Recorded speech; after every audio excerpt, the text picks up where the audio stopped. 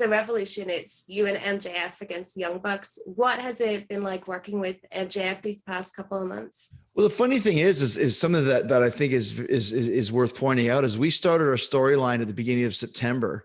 Mm-hmm. So it's already been 6 months, and look at all the twists and turns that we've had so far. So that's one thing I really enjoy about AEW. And I take great pride in the fact that we tell long stories, and we tell very involved stories and very detailed stories.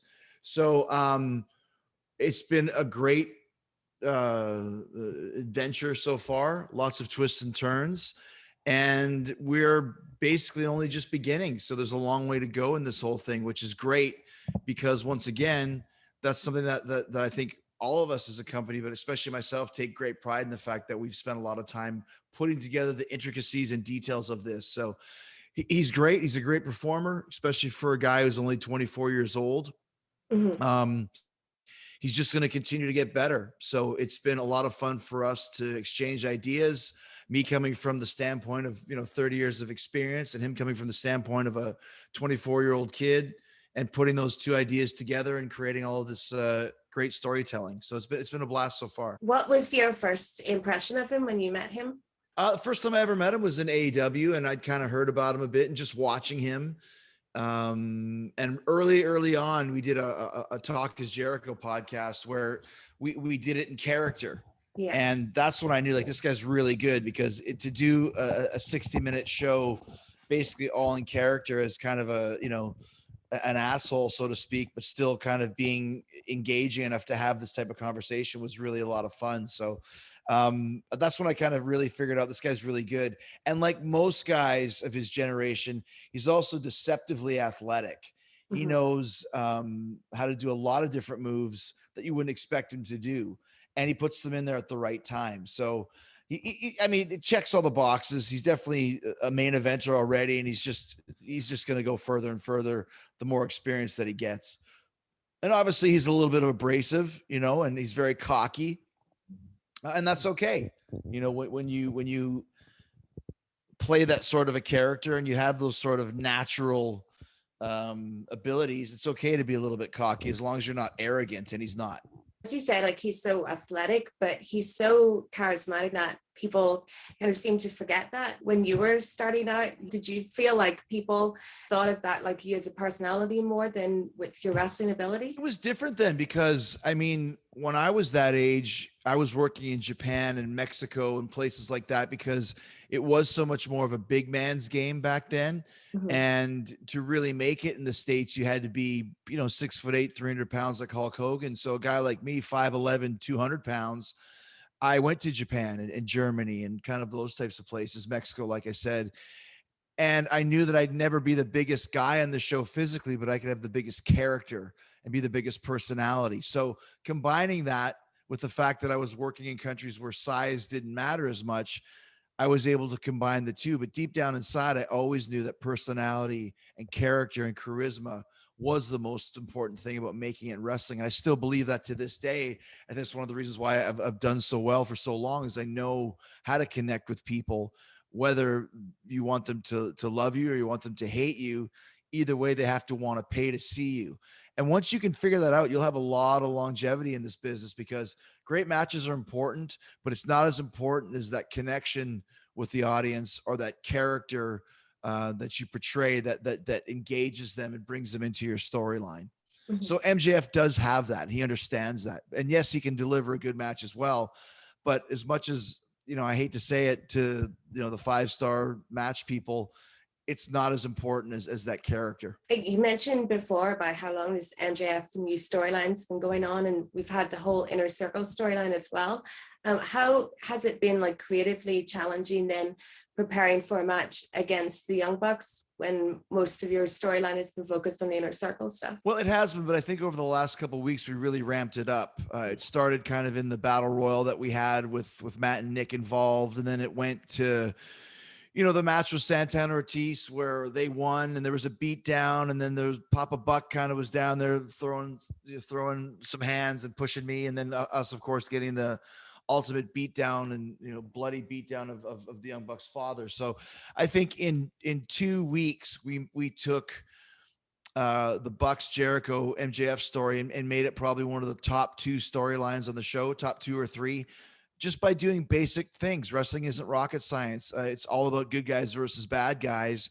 And what better way for the bad guys to get some heat on the good guys than by beating up their father. And also too, for the people watching to think, man, we want to see these Bucks kick Jericho and Mac and MJF's ass. So it just, like I said, it wasn't long, but in the midst of the Inner Circle story, everything all kind of culminating to this pay-per-view at Revolution. The last few weeks, we've really ramped up that storyline to where I think it's one of the most anticipated matches on the show. And the fact that I've never really wrestled the Young Bucks. There's been a couple 6-man matches and, of course, the Stadium Stampede, but there's a lot of difference between, throwing each other through a football, practice kicking net and beating up mascots wearing, donkey clothes or lion clothes or jaguar clothes, whatever the hell it was, and getting in the ring and having a kind of a proper tag team match. So I think that's an attraction. It's one of the reasons why I booked the match and one of the reasons why I wanted to put some real heat on it leading into the pay-per-view. I've heard you say before, like when people have asked you about adding other Inner Circle members, you kind of said that you like the original band idea. So what made you think then was the time to add MJF and Wardlow? Storyline, like I said, I kind of looked at the overall picture and thought about what we were doing and thought like, we are very fortunate in AEW, excuse me, in that we only have 4 pay-per-views a year. Fortunate and smart. I should say probably smart is better than fortunate. We don't have to build matches for no reason. We don't have to throw matches on the card just because we have a pay-per-view to book. We can take our time and go through this properly. And that's why I thought, well, if I'm going to start with MJF, there's going to be a lot of people that want to see this. And what if, we build to a match where if MJF beats me, then he joins the Inner Circle, because the Inner Circle with MJF and Wardlow could be unstoppable, or would it be? So we went to that part of the storyline, and then Max gets in and suddenly everything is great. And suddenly for about a month, we're all doing fine until the issues with Sammy and Max started, which culminated in Sammy quitting the Inner Circle. There's another big moment, but it's okay because it leads to MJF and Jericho, getting the chance to win the AEW tag team titles at Revolution, which is the next stop of the story. And then we'll see what happens to go to the next stop after that. So it's kind of like if you look at like a subway line or the train line in London, you go from one stop to the next, and in the journey is where you can kind of change and move and morph things that you have to, depending on what you're feeling from the storyline, what people are getting into. But we know what the next station is, and when the distance between Trafalgar Square and freaking Buckingham Palace or whatever, that you have these 2 important places that you have to go, but you can take whatever routing you want to get there, and that's what makes for a great storyline. The Dinner Debonair that you 2 guys did, it was so great, and that was MJF's idea. How was it like pitching that to Tony Khan? Well, it wasn't quite MJF's idea. He had an idea of doing kind of a dance dream sequence, kind of like he wanted to do Rocket Man from, Honky Cat from the Elton John musical Rocket Man. And I said, well, Honky Cat doesn't really fit. What if we did something more like Me and My Shadow, because we're working together? So I pitched that idea of kind of a fantasy sequence to Tony. Tony hated it. He said, why can't you just do it for real? So it was kind of a combination of Max's initial idea that went through the Jericho filter, that went through the Tony Khan filter, to where here we are doing this. I likened it to the Blues Brothers. It's one of my all-time favorite movies, where you're going through the script and you're doing a very straightforward acting performance. And then right in the middle of it, this dance sequence breaks out, and then you're totally into it. And as soon as it's done, you go right back to the storyline and the acting. So that's what I always loved with the Blues Brothers. They never went afterwards, wow, that was really cool that we did a big dance sequence inside the diner. It's just they do it, and then as soon as it's done, and then they're right back to where they started. And so that to me was the way to play that. Everything that we do in the Inner Circle, whether it's comedy, whether it's a dance routine, whether it's violence, it's always played straight. And that's why it works. Like when we went to Las Vegas, it wasn't like, slapstick comedy and Monty Python and all that sort of thing. It was like, what if we really went to Vegas and really got fucked up with Elvis and really woke up in this hotel room and didn't really know what happened? What would be the next step? And that's why it worked, because it was kind of like the movie The Hangover, but we weren't doing it with a wink, wink. This is like The Hangover. It's kind of like we play it so straight that sooner or later people go, oh, wow, this is kind of like The Hangover. This is really funny. So all the stuff that we've done is based around realism. And like I said, you always play it straight. Like a great stand-up comic never laughs at his own jokes, never lets people in on his jokes. He does it so straight and serious. And that's where the comedy comes from, or that's where the drama comes from. And that's what we've incorporated with all these different segments that we've done over the last 6 months. What did you think of the reaction to it? Because it got mainstream attention and the New York Times mentioned it. And how does that kind of compare with the mainstream reception that you would have got when you had the Mike Tyson segment? I mean, as many people liked it, many people didn't like it. And that's okay, because this is wrestling, and pro wrestling to me that I grew up with in the 80s was always more about the variety show aspect of it.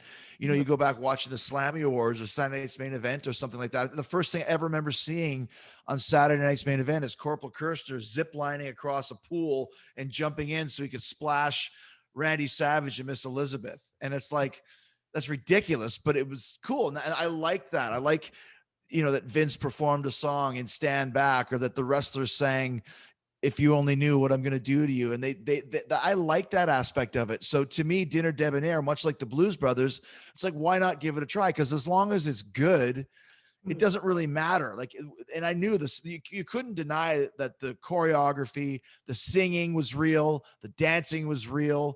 The whole concept of the performance was real. So whether you appreciate it or not, as far as does this belong on a wrestling show, you can't deny the fact that the quality of it was awesome. Yeah. And that's all that matters to me. So the fact that the New York Times picked it up, they wouldn't have picked it up if it was Mike Tyson, in a fight with Chris Jericho, because that's pro wrestling. This is something where people are like, what? That was on a wrestling show? It's something that WWE would never do, because they take themselves very seriously, and they also don't know how to let people in on the joke like we did. Mm-hmm. It could only have been done in AEW, and I'll go as far as to say that could only have been done by Chris Jericho and MJF. And that's why it worked. And also, too, once we did it, I had ideas of doing some sequels to it. And then it's like, why bother? Like, that was so good. It was so unique. It was so out in left field. Let's do it. Make it classic. Make it something people always remember. And let's leave it. Let's not go back and do it again with another song or another routine, because you're not going to be able to match up with that one. And just the overall surprise of what people are like, holy shit, this is great. Or holy shit, I hate this. But you had never seen it before. And that's one of the reasons why I loved it. It was something completely new and unique to what pro wrestling is in 2020 or 2021 now. You had a pretty hard time getting the Festival of Friendship to go the way you wanted. Right. That's the WWE way. They'll change things just the sake of changing them, which used to drive me crazy, because, Stephanie, if you said to me, paint me a picture, and I said, of what? And you said, of a cow. Okay, great. I can paint a cow. And then I can add some spots here, and maybe the tail is longer, and maybe he's got big ears or big eyes or whatever you kind of want to add to the story. But at least we know what we're drawing. Yeah.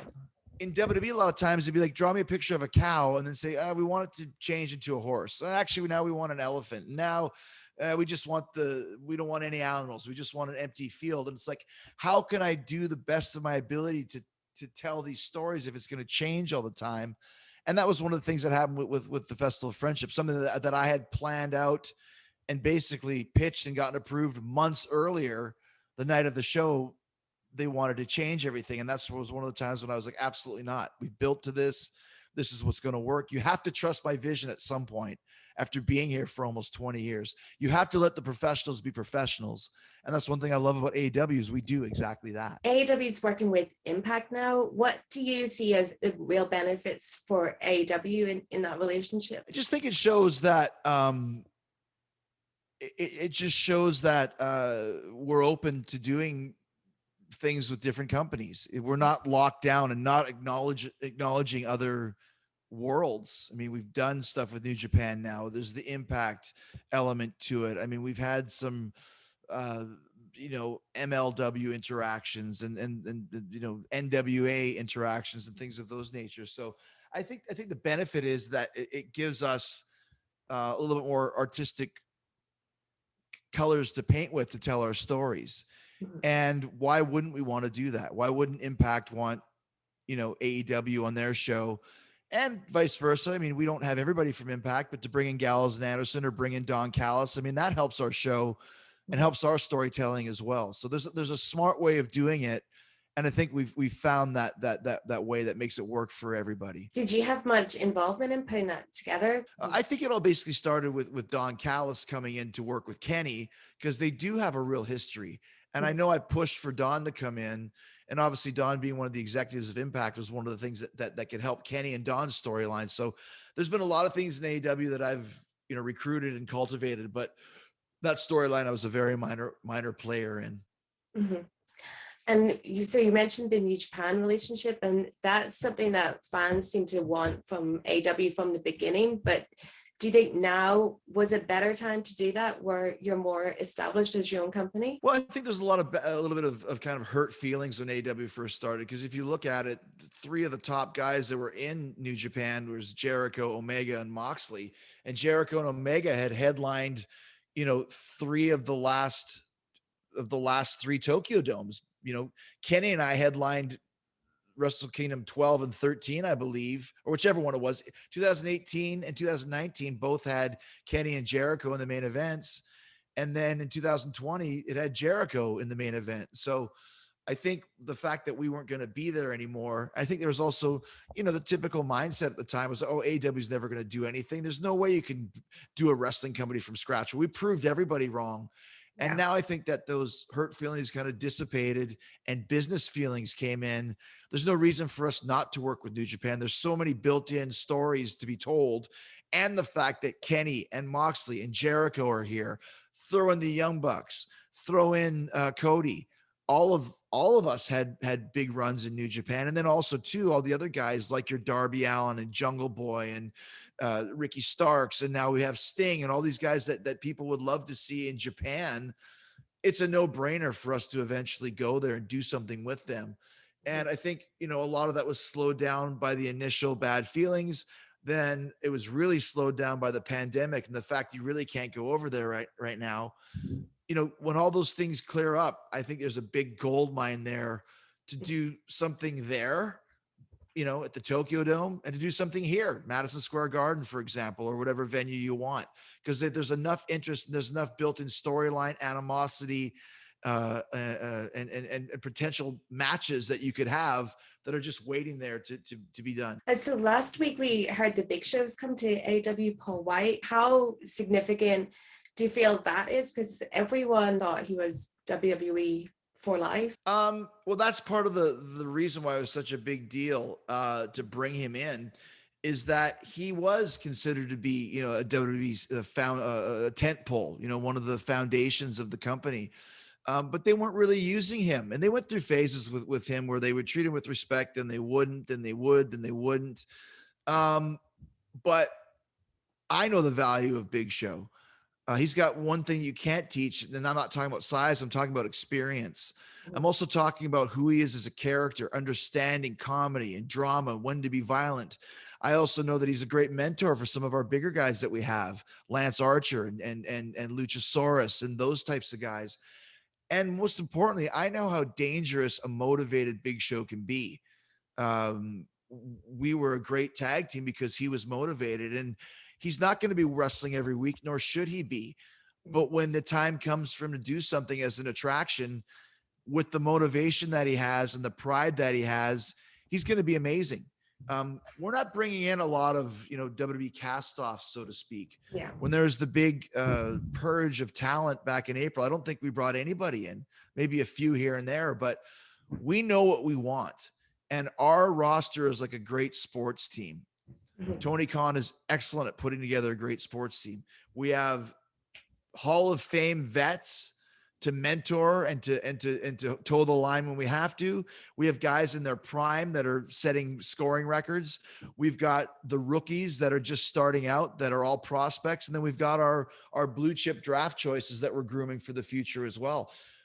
We're very strong with that. And I think bringing in Big Show for those who know are thinking it's amazing. For those who don't, they're going to be very, very pleasantly shocked and surprised when Paul Wight is unleashed on AEW in every different aspect of his talent. Also, Sting coming in, what's it been like having him there? And has he ever been on your list of someone you haven't had a match with that you really want to? Yeah, I've never been in the ring with Sting ever. We've never crossed paths. Maybe in a battle royal or something, but never ever that I can recall. And I have a really good memory for that sort of thing.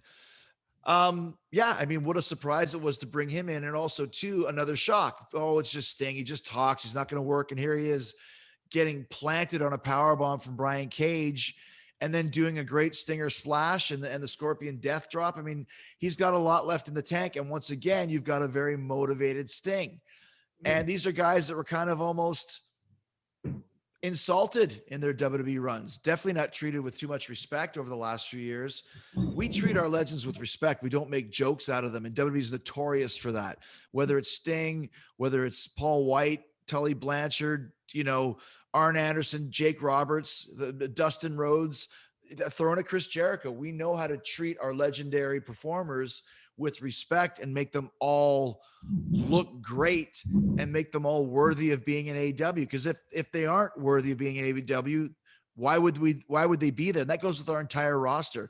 Everybody that's under contract in AEW is there and designed to be as much of a star as they possibly can be. And between what we've done with our storylines, between the visions of Tony Khan, between having Dark to give these guys spotlights, our whole roster is over in one way, shape, or form. And this is without really even a crowd being there to back that up. Tony, he just won Booker of the Year in the Observer. So how have you kind of seen him evolve as a booker over the past year? Well, like I said, it's good that he's kind of, for all the stuff that I come up with, he has the final say. And he has 90% approval rate. He pretty much leaves it up to me, whoever I'm working with, and gives a couple little notes.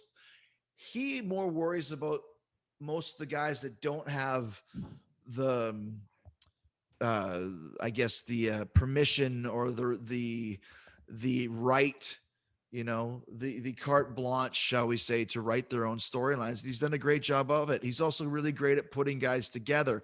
He put together Chaos Project. He put together the Varsity Blondes. He put together the Acclaimed. He put together Kenny and Hangman. He's really good at seeing guys and getting them involved in storylines one way or another. Because like I said, if they're under contract to us, they're under contract to us for a reason.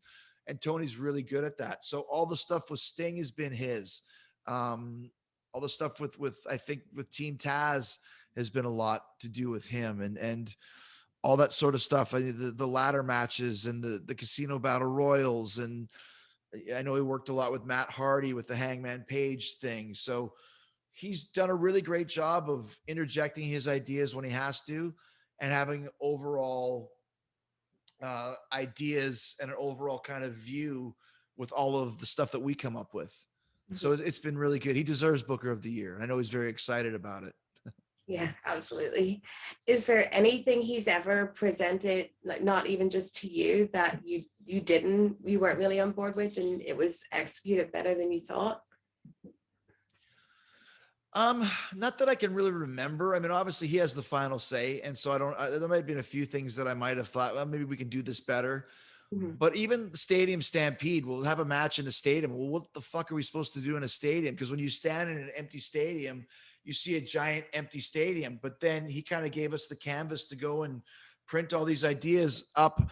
And he actually came up with the idea of the challenge, which in American football, if there's a challenge that you don't like that the referee made, you throw a flag, you go into a tent, you go over the review, then you come out of it. And he was adamant that he wanted a challenge on one of the things that we did at the Stadium Stampede. I didn't know what he was talking about. I've never heard of it before. So I was like, all right, let's do it. And it turned out great. He loves that spot, the fact that we did the challenge. And now every time I see a challenge, I'll text Tony, hey, the Dolphins just challenged the Bucs. Hey. So, I mean, there's things like that that'll suggest that even if I don't really get it, I'll still do it. And vice versa. I mean, the one thing, like I said, he didn't like the dream sequence of the Dinner Debonair, but he said, just go do it and do it for real. All right. That's a great compromise.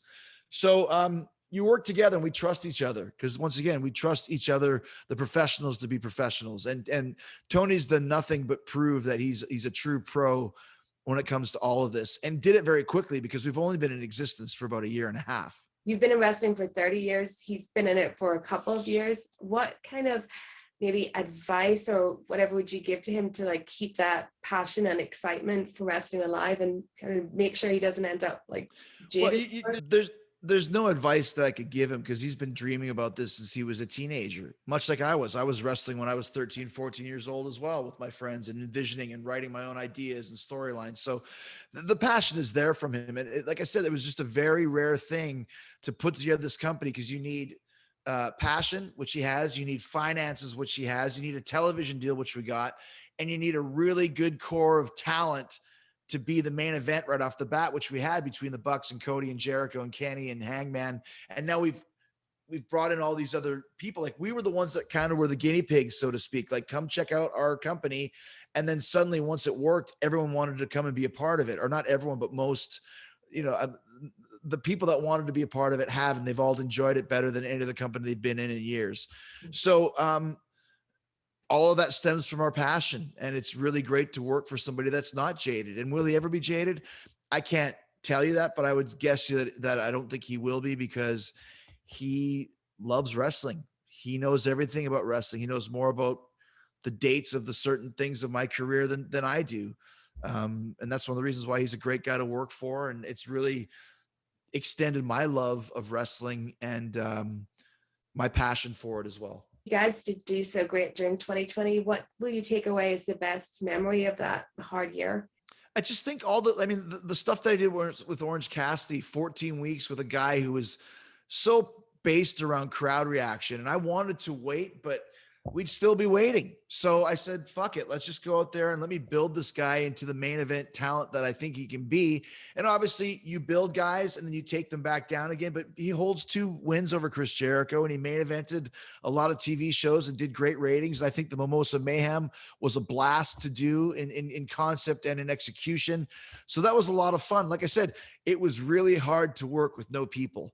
After doing this for 30 years, they're like, oh, we feel bad for the young guys working in front of people. I'm like, the young guys, fuck, they were working in front of 100 people 2 years ago. I've been working in front of 10,000 people a night for the last 25 years. Feel bad for me, but we had no choice. We had to go out there and do what we could do to keep the lights on. And we made the best decisions we could and still put on great storylines and created classic matches. And that was with minimal crowds. So just imagine what it's going to be like when we get those people back and we can start feeling that side of it as well. And it's only around the corner. So I'm really excited and proud of what we've done. And I'm very excited and really, really looking forward to what we're going to do when we're allowed to go back and do what we do best, which is play in front of sold out shows all across America, all across Canada, and finally all across the UK, which we're really excited to come because we do huge ratings there.